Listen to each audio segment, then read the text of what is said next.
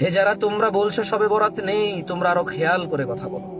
শবে বরাত ফার্সি ভাষা, যারা আরবি হচ্ছে লাইলাতুল কদর। লাইলাতুল কদর নেই এই কথা কেউ ভুলেও বলবে না।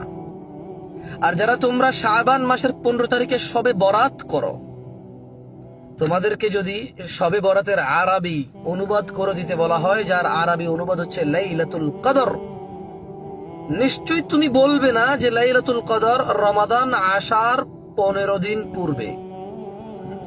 এটা তুমি বলবে? বলো বলো বলো, তুমি মুসলিম, তুমি বলবে যে লাইলাতুল কদর রমজানের আগে হয়? এটা কি রমাদান মাসের 20 রমাদানের পরে বেজর রাত্রিতে হয় না? অস্বীকার করবে তুমি? হে মুফতি, হে মুফতি, হে মোল্লা মুন্সি, হে আলেম সমাজ, হে দ্বীনের দায়ী, তোমরা কথা বলার ক্ষেত্রে আরো সতর্ক হও। আমি খুব বেশি একটা জানি তা আমি বলছি না, তবে এতটুকু আমি জানি যে শবে বরাতের আরবি হচ্ছে লাইলাতুল কদর।